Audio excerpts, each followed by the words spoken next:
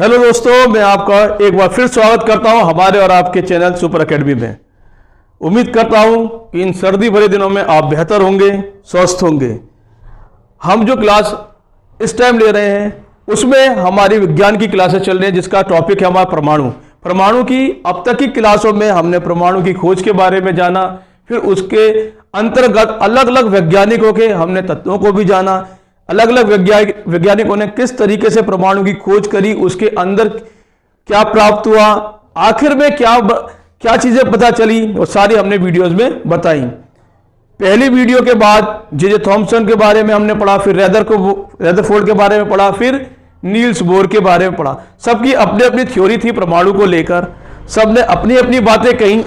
आखिर में पिछली क्लास में जो हमने टॉपिक डिस्कस किया था वो नील्स बोर का परमाणु सिद्धांत के बारे में आपको बताया था। नील्स बोर ने हमसे क्या कहा, थोड़ा सा इसकी तरफ रिकैप कर लेते हैं कि नील बोर का क्या कहना था।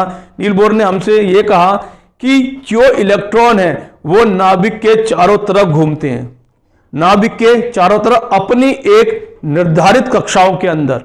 यह बात नील बोर ने हमारे सामने रखी जो रदरफोर्ड नहीं बता पाया था। तो उसी श्रृंखला में आगे बढ़ते हुए हम एक बार फिर नील्स बोर का मॉडल देखते हैं। नील बोर ने हमसे यह कहा था कि बीच का जो भाग है वो नाभिक है, न्यूक्लियस है, और उसके चारों तरफ ये जो दिखाई दे रही हैं आपको हरी और काली, नारंगी, इस तरह की रेखाएं दिखाई दे रही है, वो क्या है, इनकी कक्षाएं हैं। आप ये भी देख पा रहे हैं कि इसमें कक्षाओं के नंबर भी दिए गए हैं कि 1 2 3 4, और आपको KLMN भी बताया गया है। ये क्या है, अलग अलग कक्षाएं हैं जिसमें कि हमारे इलेक्ट्रॉन रिवॉल्व करते हैं, मतलब कि न्यूक्लियस के या नाभिक के चारों तरफ घूमते हैं। आपको नील्स बोर की क्लास में यह भी बताया गया था कि हर कक्षा के अंदर इलेक्ट्रॉन क्या निर्धारित है, सब अपनी कक्षाओं में अपने निर्धारित संख्याओं के तहत घूमते हैं। उस क्लास में एक बात और आपको बताई थी जो मैं आपके सामने लेकर आना चाहता हूं कि जो इलेक्ट्रॉन बाहरी कक्षा से अंदर की कक्षा की तरफ आता है उसको क्या करना पड़ता है, अपनी ऊर्जा का हनन करना पड़ता है, मतलब अपनी ऊर्जाओं से को कम करना पड़ता है। एक और बात बताई थी, जो हमारे पहली शेल है, पहला ऑर्बिट है, पहली कक्षा है, उसमें से इलेक्ट्रॉन अगर बाहरी कक्षा की तरफ जाएगा तो उसको क्या करना पड़ेगा, अतिरिक्त ऊर्जा की आवश्यकता लेनी पड़ेगी जिससे कि वो उससे घूमता हुआ बाहर निकल जाए।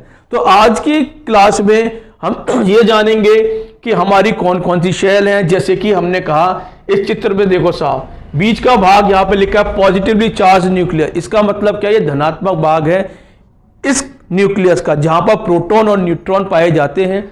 ये हमारी क्लास है जो K shell, L shell, M shell और N शेल, इसमें अलग अलग तरीके से इलेक्ट्रॉन रिवॉल्व करते हैं।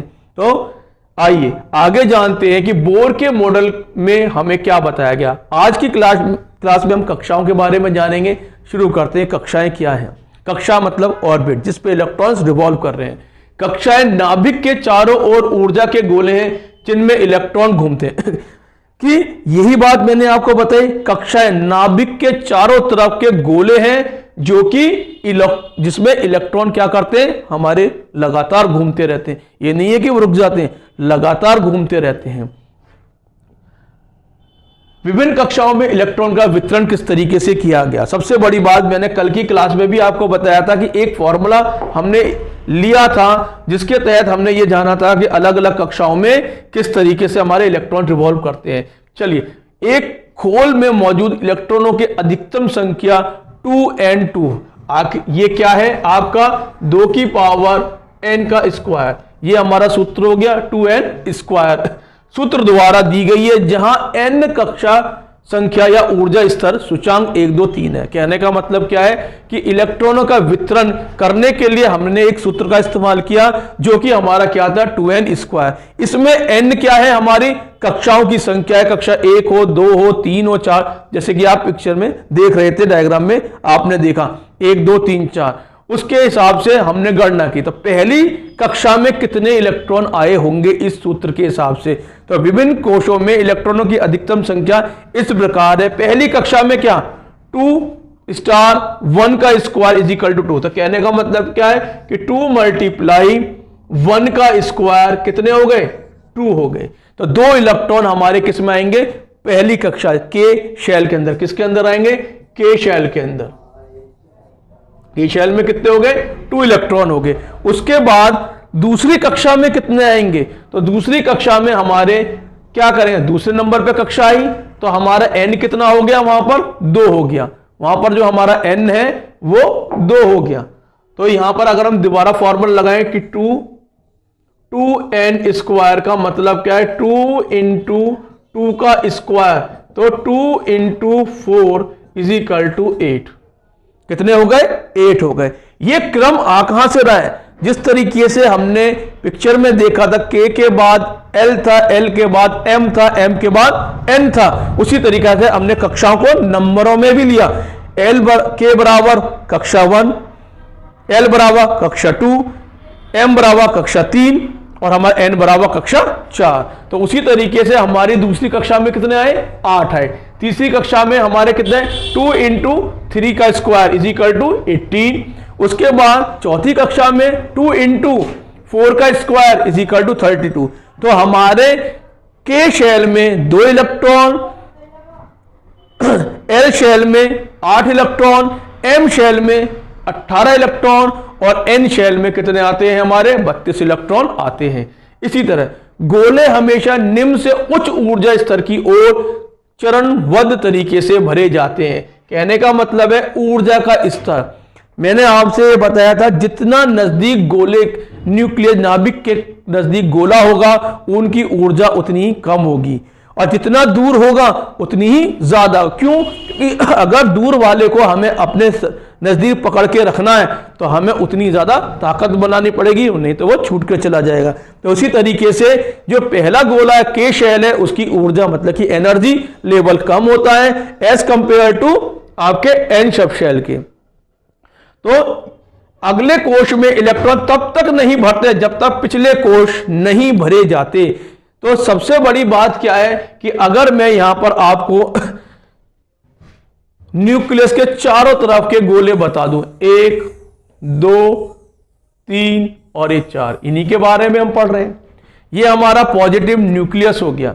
तो अगर हमारे यहां पर 2 हैं और यहां पर 6 हैं, 1, 2, 3, 4, 5, 6।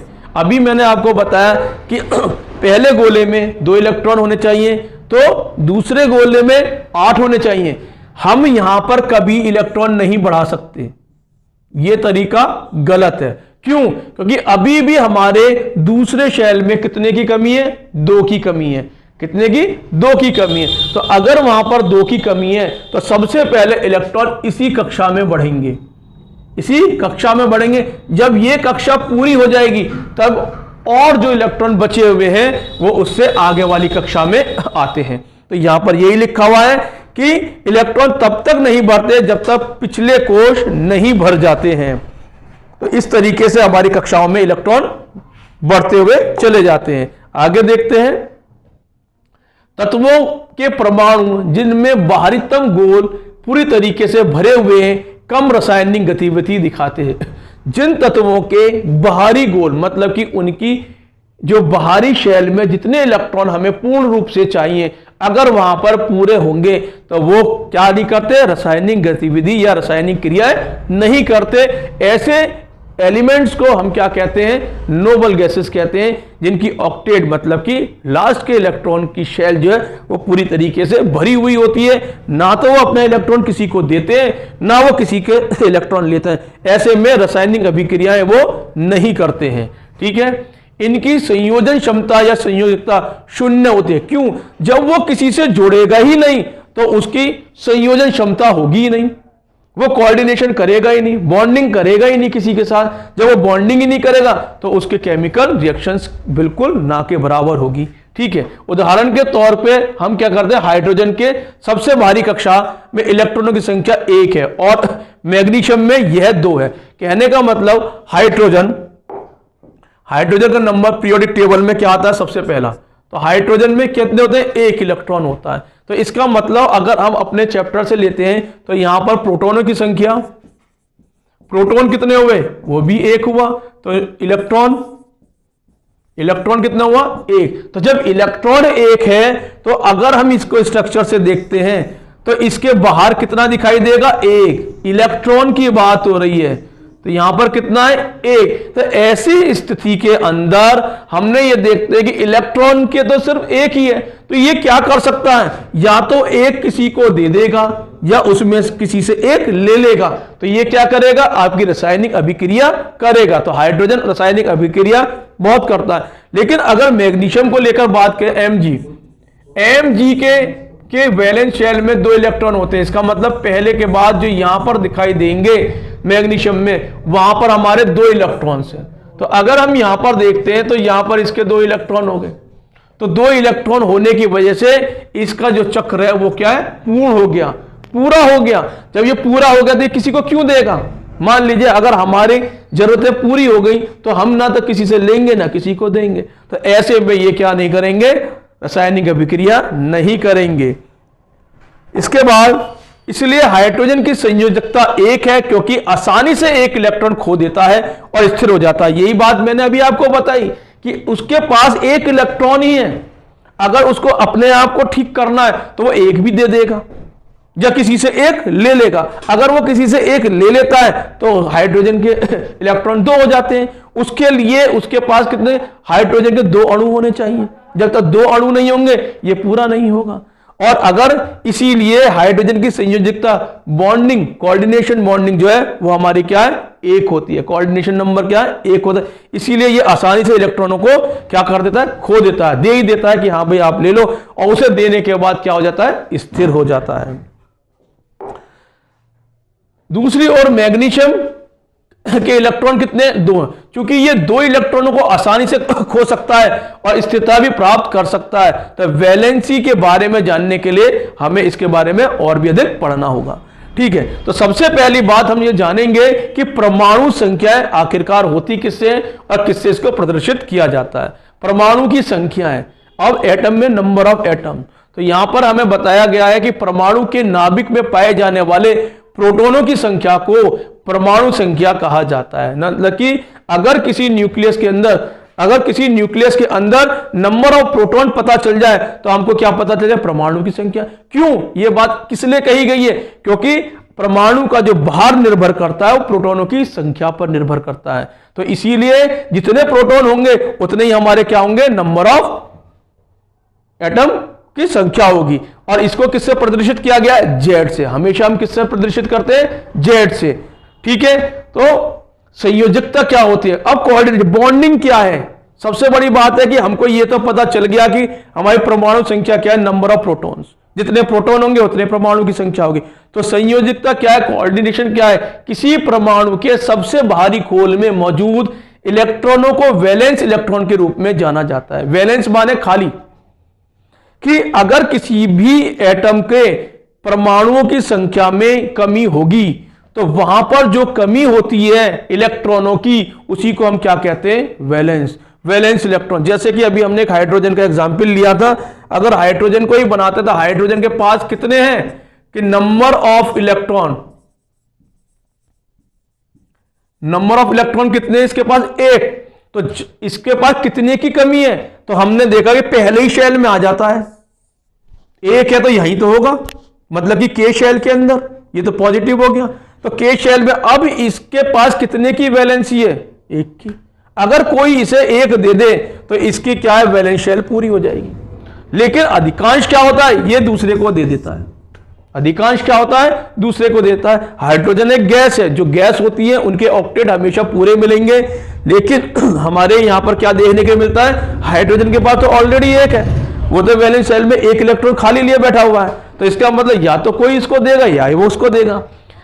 परमाणुओं की संयोजन क्षमता या उनकी एक ही या विभिन्न तत्वों में परमाणुओं के साथ प्रतिक्रिया करने और अणु बनाने की प्रवृत्ति को परमाणु की संयोजकता के रूप में जाना जाता है। सरल भाषा में सीधे सीधे यह कहूं कि अपनी वैलेंस शेल को पूरा करने के लिए इलेक्ट्रॉनों को देना या इलेक्ट्रॉनों को लेना ही क्या कहलाता है? संयोजकता कहलाई जाती है। क्यों? क्योंकि अपने आप को स्थिर करने के लिए इनको क्या करना होगा? अपने इलेक्ट्रॉनों को पूरा करना होगा। अगर इनके पास कमी होगी तो ये क्या करेंगे, रासायनिक अभिक्रिया करेंगे। रासायनिक अभिक्रिया करते क्यों हैं? रासायनिक अभिक्रिया का मतलब एक बहुत छोटे से उदाहरण से समझा सकता हूं। अगर किसी डिब्बे में जगह खाली है तो या तो डिब्बा खाली कर दो पूरी तरीके से, या डिब्बे में क्या कर दो, लाके और सामान भर दो।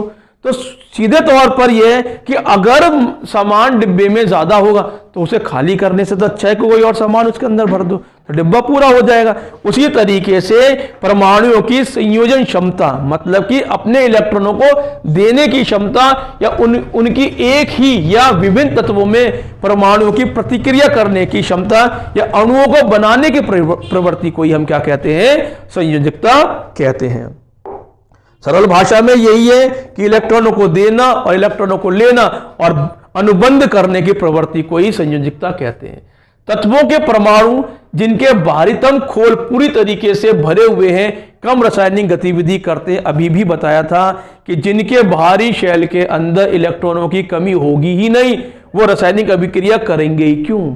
अगर कोई चीज पूरी तरीके से बनी हुई है तो वो और क्यों बनेगी? सीधी बात यह है।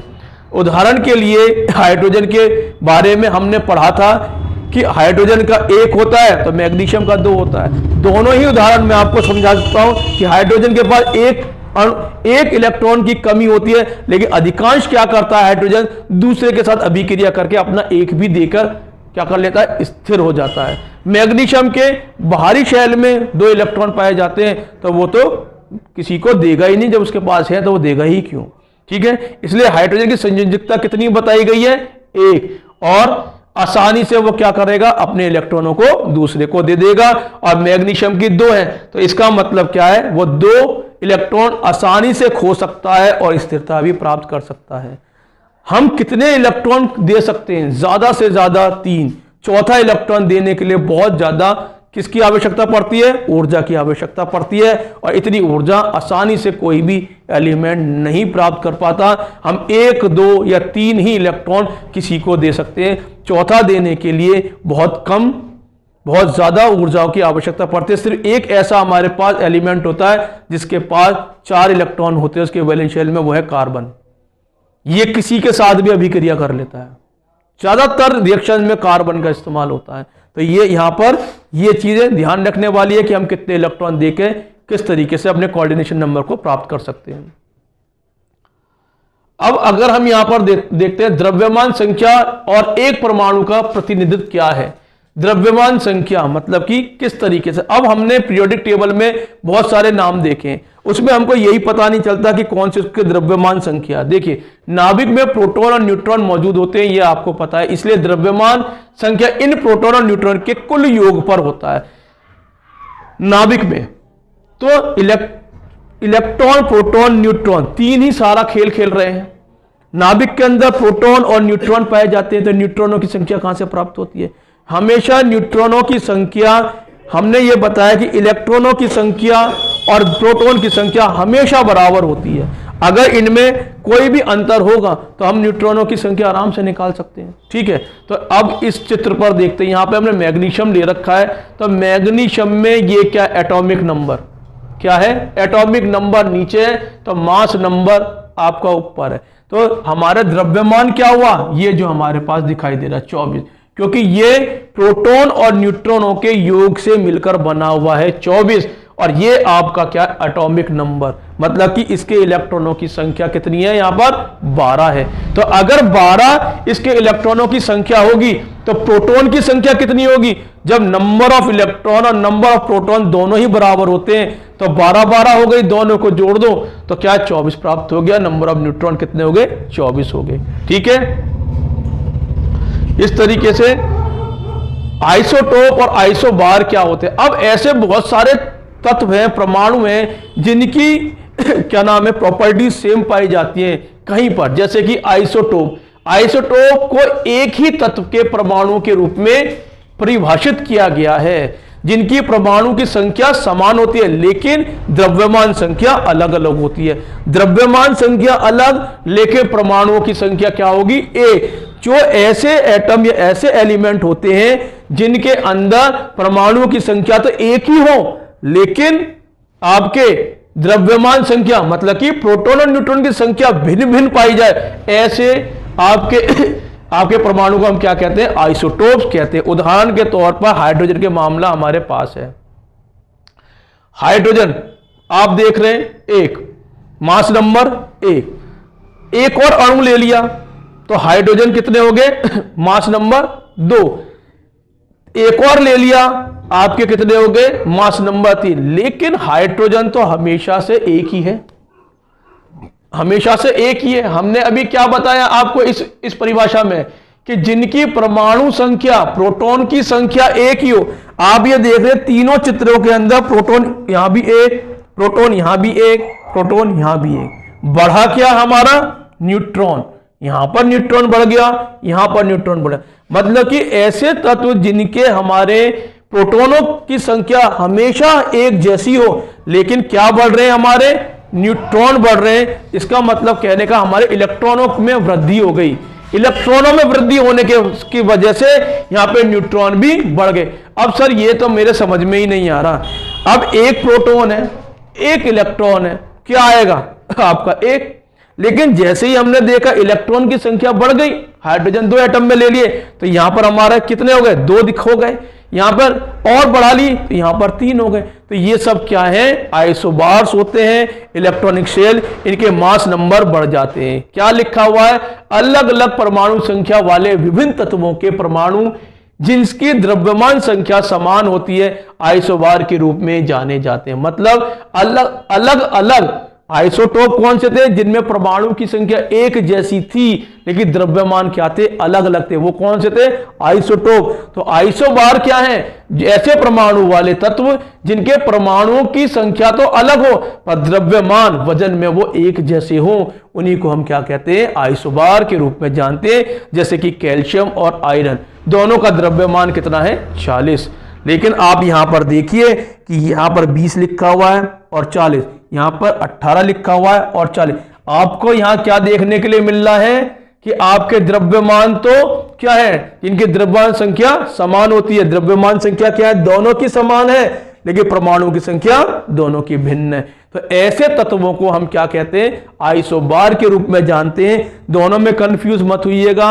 आइसोटोप और आइसोबार में यही एक अंतर है। आइसोटोप में परमाणुओं की संख्या भिन्न होती है, परमाणु की संख्या एक जैसी होती है, द्रव्यमान संख्या अलग अलग होती है। लेकिन आइसोबार में परमाणुओं की संख्या भिन्न प्राप्त होगी लेकिन द्रव्यमान संख्या हमेशा से ही अलग होती है। ऐसो को हम आइसोबार के रूप में जानते हैं। आपके सामने कैल्शियम और आर्गन, आपके सामने 2 ऐसे एलिमेंट है जिनमें हम साफ देख पाते हैं कि द्रव्यमान संख्या एक समान है लेकिन आपके परमाणु की संख्या अलग अलग है।